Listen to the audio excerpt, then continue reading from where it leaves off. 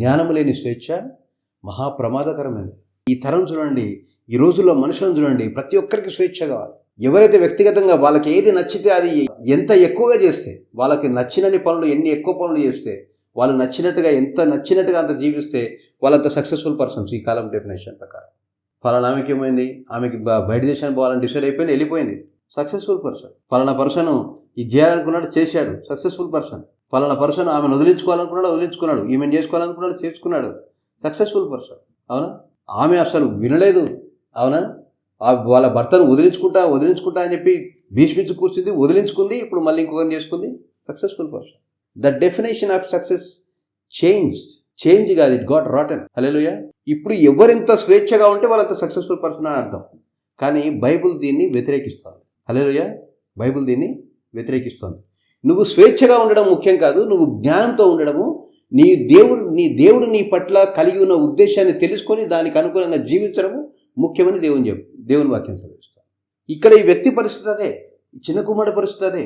స్వేచ్ఛను కోరుకున్నాడు, దానికి కావాల్సిన డబ్బును తండ్రి దగ్గర నుండి పట్టుబట్టి తీసుకున్నాడు. తీసుకొని పోయి ఏం చేశాడు, ఆ డబ్బునంతటినీ తనకి ఇష్టమైన చోట తగలబెట్టాడు. వేషాలతో తిరిగాడు. అవునా? క్లబ్లో తిరిగాడు, పేకాడు లాడాడు, అన్నీ చేశాడు. అన్నీ చేసి డబ్బంతా పోగొట్టాడు. ఎప్పుడు వచ్చింది తనకి జ్ఞానము? తను ఏదైతే డబ్బు ఉంటే సుఖపడతాను అనుకున్నాడో ఆ డబ్బు పోయిన తర్వాత అప్పుడు వచ్చింది జ్ఞానం. కొంతమందికి కాదండి, భూమి మీద దాదాపు ప్రతి మనిషి జీవితంలో అదే జరుగుతోంది.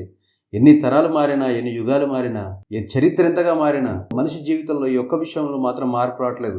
ప్రతి మనిషి తాను దెబ్బ తిన్నాకనే జ్ఞానం తెచ్చుకుంటున్నాడు. ఇది భూమి మీద జరుగుతున్న అత్యంత ఘోరమైన విషయం. హల్లెలూయా.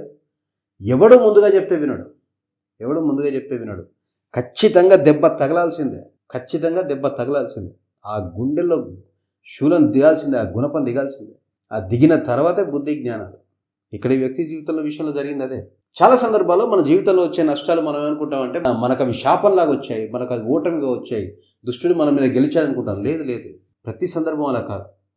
కొన్నిసార్లు కాదు, చాలా ఎక్కువ సార్లు నీ జీవితంలోకి వచ్చే కష్టాలు నిన్ను దేవునికి అత్యంత సమీపంగా నెట్టేస్తాయి. నువ్వు దేవునికి ఎంత దూరంగా పారిపోయావో, ఎంతో దూరంగా పారిపోయిన నిన్ను అక్కడ నుండి పట్టుకొని వచ్చి దేవుని పాద సన్నిధిలో పడేస్తాను నేను కష్టం. హల్లెలూయా. దేవుడు అందుకు అనుమతిస్తాడు కష్టం.